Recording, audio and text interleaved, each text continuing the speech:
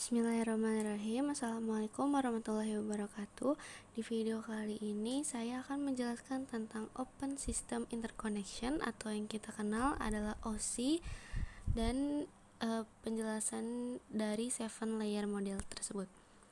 Nah, saya akan memperkenalkan diri terlebih dahulu. Nama saya Rifda Dwi Arianti dengan NIM 230301545. Saya dari Teknik Informatika di kelas 5A. Nah, selanjutnya saya akan menjelaskan tentang latar belakang dari OSI ini. OSI ini adalah sebuah kerangka kerja konseptual yang dikembangkan oleh International Organization for Standardization atau ISO untuk menjelaskan bagaimana proses komunikasi data itu dapat terjadi secara terstruktur melalui jaringan komputer. Nah, OSI model ini adalah standar konsep jaringan komputer yang dikembangkan oleh ISO. Fungsinya memfasilitasi komunikasi antar sistem yang berbeda dengan cara membagi proses komunikasi menjadi 7 lapisan. Dan OSI ini membantu dalam memahami dan merancang jaringan komputer secara sistematis. Nah, berikut saya akan menjelaskan layer per layernya, mulai dari fungsi-fungsinya. Dari lapisan pertama yaitu physical layer atau lapisan fisik. Lapisan dasar model OSI yang bertugas mengubah data digital menjadi sinyal fisik, menjadi elektrik, optik atau gelombang, dan bisa mengirimkan melalui media fisik seperti kabel, serat optik atau gelombang radio. Nah, physical layer ini mengatur aspek teknik secara kecepatan transmisi. Bisa juga dari tegangan, jenis kabel, topologi jaringan, dan metode pensinyalan. Perangkat seperti kabel, repeater, dan hub bekerja pada lapisan ini. Physical layer hanya mentransmisikan bit tanpa mengendalikan kesalahan atau pengalaman data. Untuk lapisan kedua yaitu data link layer atau lapisan taut data. Lapisan ini dalam model OSI bertugas untuk memastikan pengiriman data yang andal antar perangkat yang terhubung langsung dalam sebuah jaringan lokal atau LAN. Dan lapisan layer ini mengelola pengalamatan fisik menggunakan alamat MAC atau Media Access Control untuk mengidentifikasi perangkat sumber dan tujuan. Bisa mengubah data menjadi frame yang terstruktur dengan header, payload, dan trailer, mengatur akses ke media fisik agar tidak terjadi tabrakan data saat banyak perangkat aktif di jaringan. Lalu bisa melakukan deteksi dan koreksi kesalahan pada data yang dikirim untuk menjaga integritas data.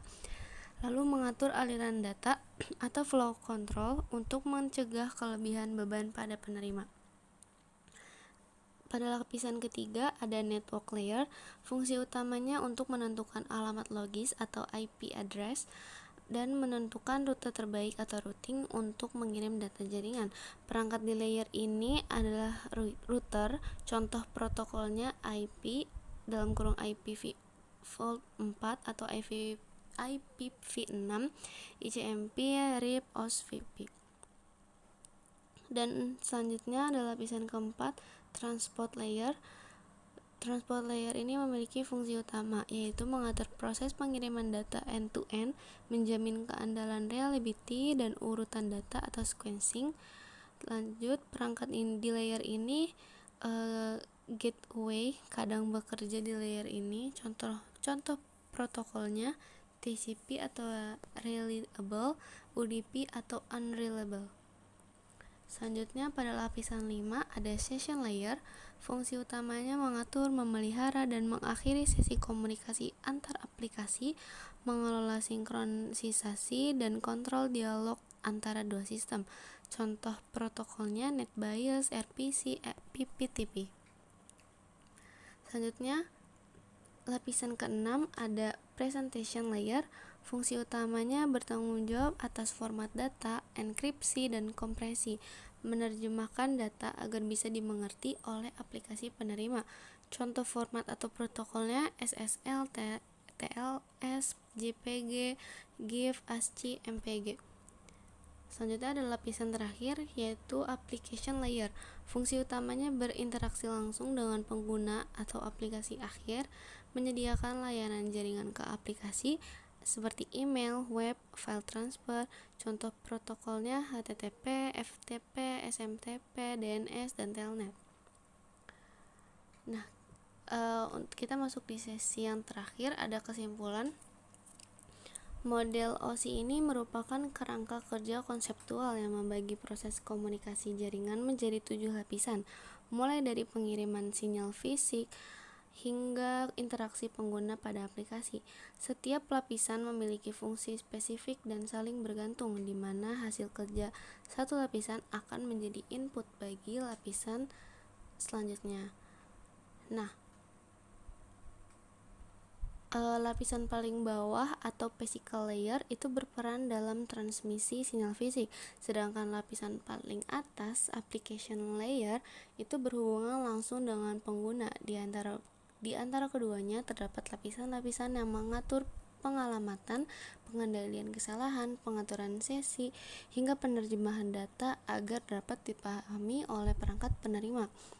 Dengan memahami model OSI, seseorang profesional jaringan dapat menganalisis dan memecahkan masalah jaringan secara sistematis atau berdasarkan lapisan yang bermasalah, merancang sistem komunikasi yang efisien dan kompatibel antar perangkat dan vendor, dan bisa mempelajari bagaimana data bergerak dari satu komputer ke komputer lain melalui berbagai protokol.